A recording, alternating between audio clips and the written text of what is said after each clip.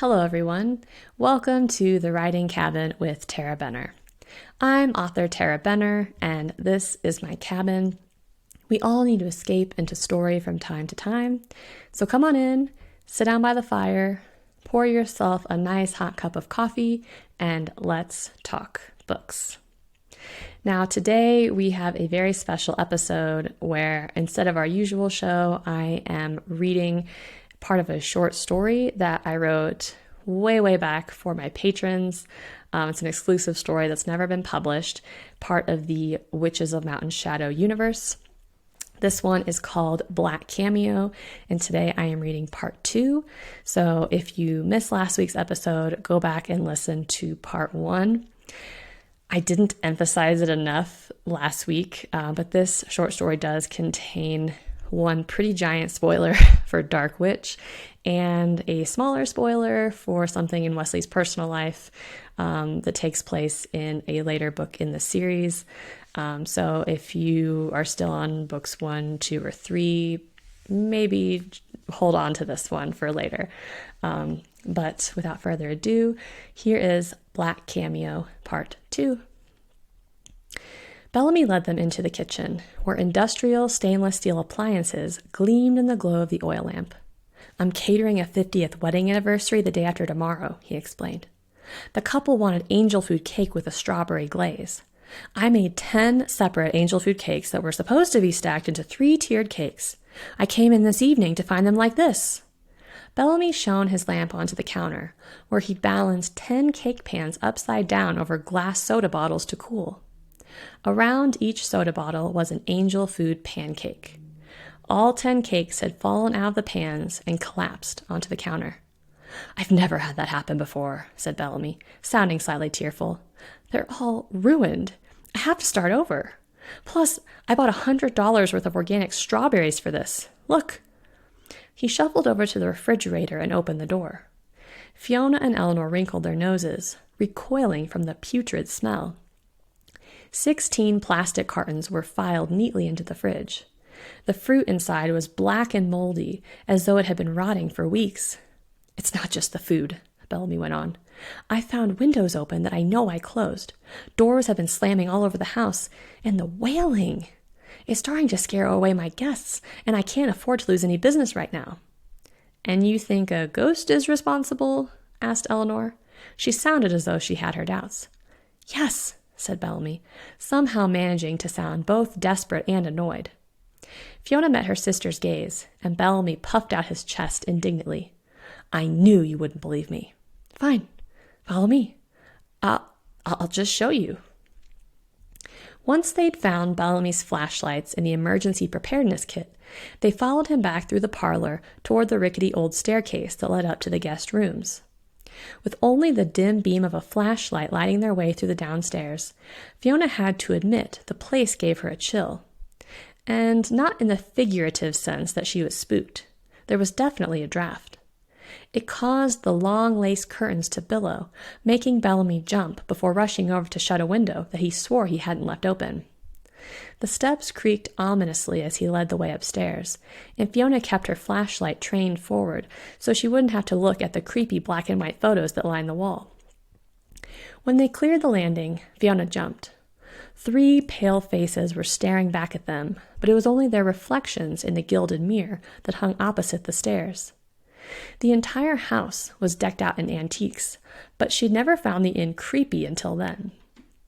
They followed Bellamy down the narrow hallway toward the servants' quarters where he slept. It was freezing inside the room. Another window had been left open. Rain was spraying in from the outside, and Bellamy rushed to close it. Lightning flashed outside as he did, streaking the whole room in silver. He crossed to the antique writing desk, his face strained with dread. "After I finished with the cakes, I came up here to get the cameo pendant. I wanted to take some pictures so I could sell it. This is what I found." There was a clatter as he opened the secretary desk and withdrew the pendant from a drawer. He held it out for Fiona to see, and she reached out to take the pendant. The instant the gold chain pooled in her palm, Fiona could tell that something was different. She could no longer feel the tingle of ether. The locket felt cold and lifeless. She held up her flashlight to examine the pendant, and her heart leapt in her chest. The front of the locket was a smooth jet black, but the ivory carving of the woman was gone. Fiona turned it over to look at the other side, but the back was just plain yellow gold. She looked at the front again, convinced her eyes must be deceiving her. "She's gone," Fiona whispered, looking up at Bellamy. Her stomach clenched at the sight of his face, which was shadowed in the glow of the flashlight. "No, she's not," Bellamy replied. "She's watching us right now from that painting behind you." Fiona whipped her head around and lifted her flashlight to the picture on the wall. It was the oil painting of the farmhouse, situated on a rolling field of hay. At first, Fiona didn't understand what Bellamy meant. The painting looked just as nondescript as it had upon first glance. But then something moved near the edge of the frame, and Fiona saw her like a trick of the light. The ghostly figure of a woman with flowing white hair, sitting on a split-rail fence. The woman stared back at Fiona with empty eyes as cold as a marble statue. Fiona might have thought that Bellamy was playing some kind of prank, if the woman's long curls didn't seem to blow in the wind. She was a dead ringer for the woman in the cameo pendant, no doubt about it. As Fiona gaped at the painting, the corner of the woman's mouth lifted in a smirk. Then she disappeared. Fiona drew in a sharp breath, staring at the spot where the woman had just been.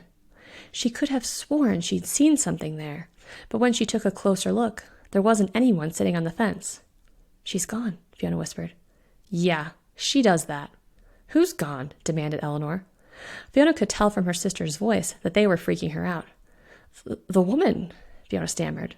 "The woman from the pendant. She was just right there." "Where?" "In the painting. Didn't you see—" Fiona broke off as the realization hit her. Eleanor was a vampire, so she wouldn't have seen the woman at all if she was a spirit. "You don't think—" Fiona spluttered, staring down at the empty black pendant where the woman had been. "You think her spirit escaped from this thing?" "I don't know what to think," said Bellamy darkly. "Only that whoever hid the necklace in that desk was trying to be sure that no one ever found it." Eleanor took the necklace from Fiona, turning it over and examining it carefully. "The woman you saw in the painting just now, she was in here before?" Fiona nodded. "It was just an ordinary cameo pendant, though I could tell something was off."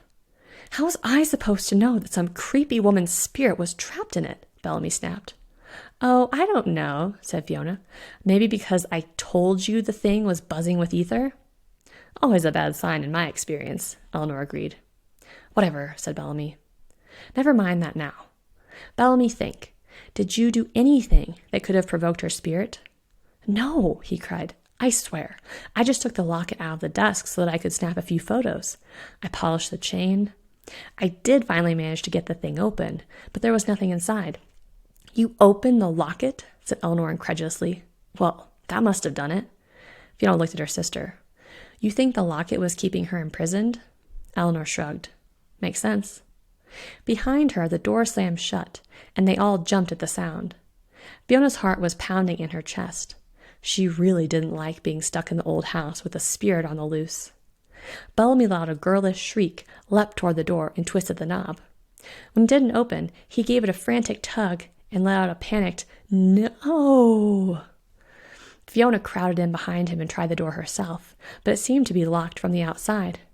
"We're locked in," Bellamy shrieked, sounding much more panicked than the situation called for. He continued to yank at the knob with both hands, but the door remained stubbornly closed. "It's all right," said Eleanor. "Spirits aren't usually malicious. We just have to figure out what she wants." "I don't care what she wants," Bellamy wailed, crossing to the window and heaving it open. "I'm getting out of here." "Stop," said Fiona. "We're on the second floor.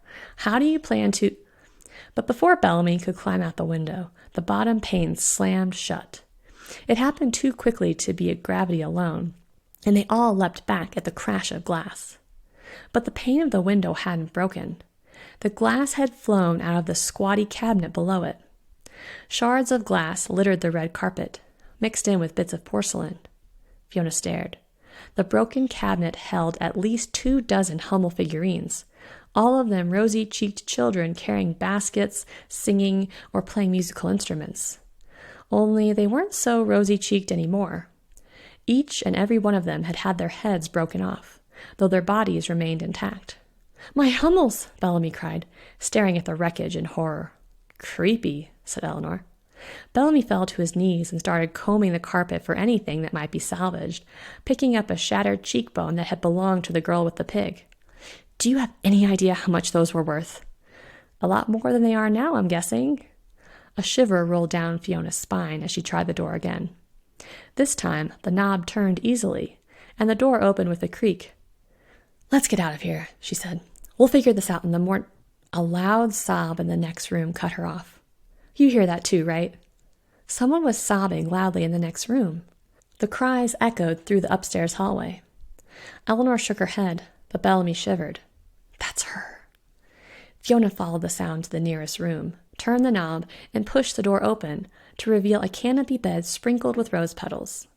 A bottle of champagne sat in an antique wine bucket next to a giant jacuzzi tub. Above the bed hung a painting of a man and a woman, pale, plump, and stark naked. They were posed in a garden and staring lovingly into each other's eyes. The ghostly figure of the woman from the pendant was crouched behind a log near the edge of the picture, her head buried in her arms. At the sound of the door opening, however, the woman's head jerked up. She stared at Fiona with a look that Fiona could only describe as demonic before jumping to her feet and fleeing the painting. All of a sudden, the wailing stopped. Nice painting, remarked Eleanor in a sarcastic tone, though she couldn't have seen the spirit. This is the Lover's Grotto, sniped Bellamy, pointing to a little gold plaque posted outside the door. I normally get $2.99 a night for this suite, but since it's now the spirit's wailing room, I had to tell the newlyweds that booked it that I was having the place fumigated. Nothing like a wailing spirit to kill the mood, Eleanor mumbled. Is this the only room she wails in? Fiona asked. No, she also wails in my honeymoon suite. Can you show me? Bellamy nodded.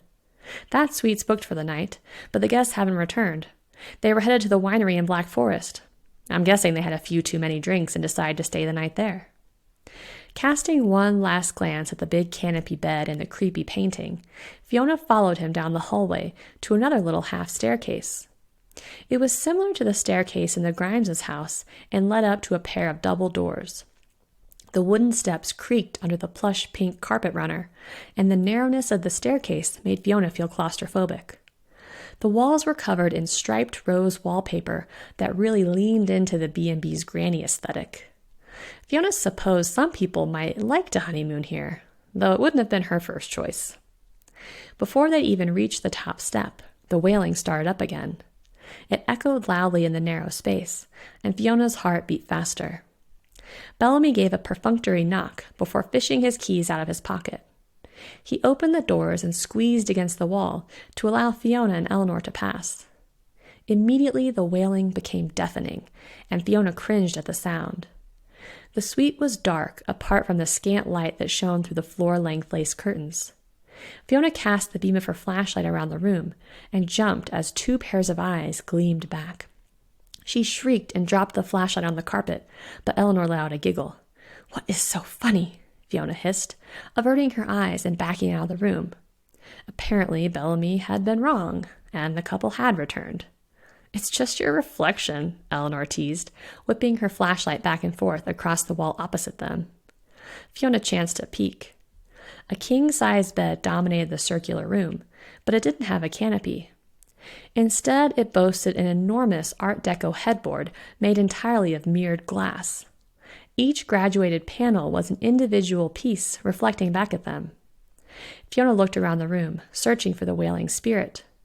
The bed was unmade, and clothes were scattered all over the place, evidence of Bellamy's guests. What little floor space wasn't taken up by the bed was occupied by a generous half-moon soaking tub with matching terry cloth bathrobes hanging on either side. The theme of this room seemed to be 1920s fairy tale. An Art Deco illustration of a man in a top hat kissing a woman in a ball gown hung on the wall by the tub. The background was a canopy of trees hung with black Spanish moss, and in one corner of the frame stood the wailing woman from the pendant. The moment she spotted Fiona and Eleanor, her eyes narrowed in a glare. She let out an indignant scream and bolted out of the painting. Something white streaked across the mirrored headboard, and then there was a loud pop. The mirrored panels of the headboard seemed to explode, spraying glass in every direction. Fiona and Eleanor screamed as the mirrors shattered, and there was a secondary crash from behind them. Bellamy shrieked. He dropped his oil lamp, and the oriental rug had caught fire. Half a second later, the doors slammed shut, and Fiona's stomach clenched with dread. "My headboard!" he wailed. "Forget the headboard!" Eleanor yelled, grabbing the end of the bedspread. In one fluid motion, she whipped it off the bed and threw it over the fire. But rather than smothering the flames as she'd intended, the corner of the comforter ignited. "Shit!" she hissed as the fire alarm sounded. "Water!" gasped Fiona, lunging for the soaking tub. She dumped the bottle of champagne out of the ice bucket and shoved it under the tap. Thick black smoke was filling the room, making her cough and cover her mouth. By the time she had a bucket of water to douse the flames, the entire bedspread was on fire. "Sprinklers!" Bellamy choked, pointing up at the ceiling. But the sprinklers didn't come on. "I'd get those checked if I were you," Eleanor wheezed, trying and failing to beat down the flames. "It's her," Bellamy coughed. "Why is she doing this to me?" "Can we worry about that later?" yelled Fiona, feeling her way through the smoke-filled suite until she reached the door. She tried the handles, but the doors wouldn't budge. "Bellamy, it's locked." "Unlock it then." "I can't." "Do you have a fire extinguisher?" "It's out there," he wailed. Fiona's chest clenched with panic. The rug was almost completely engulfed, and they were trapped 3 stories up. Tightening her grip on the brass handle, she threw her shoulder into the door. This time, the handle turned easily, and the door swung open with ridiculous ease. Fiona's momentum carried her forward, and for a split second, she was airborne. She let out a scream as she flew down the stairs. Her feet never touched the ground.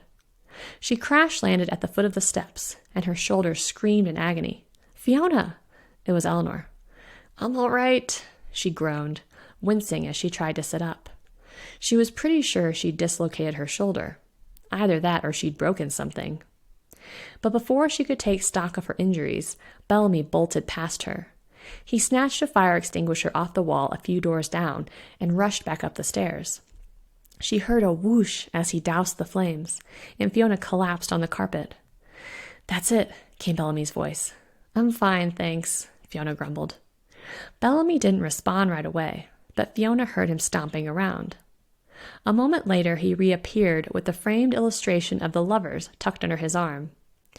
"If she can't occupy the paintings, she can't destroy my inn." Fiona thought his logic was sound, but she couldn't bring herself to move. She was pretty sure her right side was shattered. She was afraid to find out for sure. Bellamy stomped past her without a second glance, and she heard another door open and close. The painting of the naked lovers flew through the door, landing on the carpet beside Fiona's head. Bellamy stormed into the rooms one by one, throwing the art out into the hallway. Soon he'd amassed a pile of landscapes, portraits, and some truly oddball pieces. Fiona's eyes fell on a painting of a cat wearing a silk vest, top hat, and monocle. It was part of a series of oil canvases, all portraying pets in Victorian clothing. "Bellamy," Fiona began, staring down at the creepy picture. "Has she ever actually gone into that painting?" "I don't think so. Why?" "Nothing, Fiona looked up at him, struck by a sudden burst of inspiration. "Do you have any more paintings? I think you're missing the point of all this." "No, I'm not," said Fiona, pushing herself upright. Her shoulder ached in protest, but she was relieved that nothing seemed to be broken. "I think I might have an idea." If Eleanor thought the lover's grotto was creepy, it was nothing compared to the cellar. The house that was the Wind Chime Inn had been built around the turn of the century, and it had a crawl space instead of a basement. There were no real lights beneath the house, just a shop lamp on an extension cord. The floor of the crawl space was hard-packed dirt, and cool air wafted in freely from a sizable gap in the foundation. Basically, the place was a breeding ground for spiders and other vermin. "When's the last time you were down here?" Eleanor asked in disgust, picking up a mousetrap between her fingers. A mummified mouse was caught under the rusty hammer, stiff as the piece of wood it had died on. "I try not to come down here," Bellamy admitted, crouching above them near the cellar door. Apparently, he preferred getting soaked than actually venturing down there. I can see why, Eleanor muttered, flinging the mousetrap into a dark corner. What are you looking for? He asked Fiona, who was inching her way toward the back corner of the house. The perfect trap for the spirit. In the dim glow of her flashlight, Fiona could see a dusty stack of framed prints stuffed in a nook beneath the floor. Trouble was, there were only 4 feet of space at the crawlspace's tallest point, and it seemed to get smaller and smaller the farther back she went. Fiona disturbed a large cloud of dust as she tugged a painting free. The thing was covered in a thick film of dirt and grime. It was a painting of a bowl of fruit. This won't work. What exactly are you looking for? Called Eleanor, who was exploring the opposite corner. The perfect painting. What the heck? Eleanor had just unearthed a plastic Santa that was faded from years in the sun. I don't think you'll find that down here. Oh, said Bellamy, who was checking his phone. I just got an email from my antique jewelry guy. You have a guy for that? Eleanor called. Yeah, don't you? Bellamy shook his head as if to say he didn't know how the two of them got on in life. Anyway, he says it looks like the pendant might be a rare Renaud piece from the 19th century. Renaud? Fiona repeated. Why did that name sound so familiar? She continued to rummage through the pile of artwork until she found a portrait of Napoleon Bonaparte. He wore white stockings, a red jacket with a high collar, and a pair of matching breeches. On one hand rested a stack of scrolls. The other was tucked between the buttons of his jacket. Napoleon wasn't her idea of a Casanova, but he'd have to do. Eleanor climbed out of the crawl space first and offered her a hand. The 3 of them ran for the porch to get out of the rain, and Fiona remembered something. Hold this, she said to Bellamy, shoving the dusty portrait at him. She reached into her back pocket and produced a crumpled pamphlet. It was the list of items that had been up for auction and a brief description beside each lot number. I knew I'd heard that name before, she exclaimed, reading off the paper. Antique roll-top secretary desk from the Renaud estate. Renaud? Bellamy frowned and pulled out his phone, typing in the name. As it turned out, Renaud was an annoyingly common French surname, but Renaud plus Colorado turned up something useful. The Renauds were French trappers who came to Canada before settling in Colorado near the turn of the 19th century, he read. One of the brothers made his fortune in pelts. The other was an acclaimed jeweler with a shop in Grand Junction. You think he made the pendant? Eleanor asked. It gets better, said Bellamy. Apparently, the family was mired in scandal. The trapper brother gambled his fortune away within just a few years. The jeweler brother was a known philanderer. Bellamy glanced up. He was married, I guess, and when his wife found out about the affair, she threw herself onto the train tracks. The real killer is that Renaud became famous for the cameo pendants he created in his dead wife's likeness. You think... I think she started haunting Renaud after her death, said Bellamy.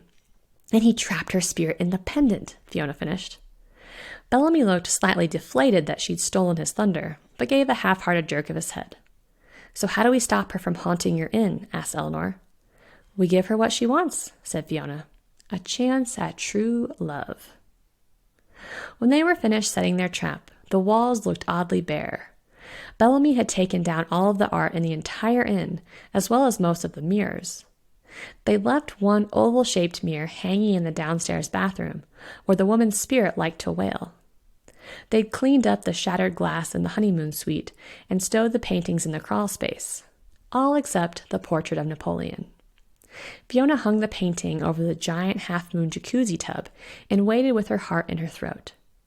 The minutes ticked by in tense silence, and she started to wonder if her plan would work. Just when she was about to call it a night, she heard the shattering of glass from 2 stories down, followed by an agonized shriek. Eleanor had broken the bathroom mirror, and the spirit had nowhere else to go. She's coming, Eleanor called. Fiona's heart beat faster. A few seconds later, the woman's ghostly form darted into the portrait of Napoleon. Her ghostly form looked oddly out of place among the bright red of his outfit. At first, it seemed as though she might run from one edge of the frame to the next, but she stopped in her tracks and stared at Napoleon as if he were the most handsome man she'd ever seen. For one arresting moment, Fiona saw hope in the spirit's eyes.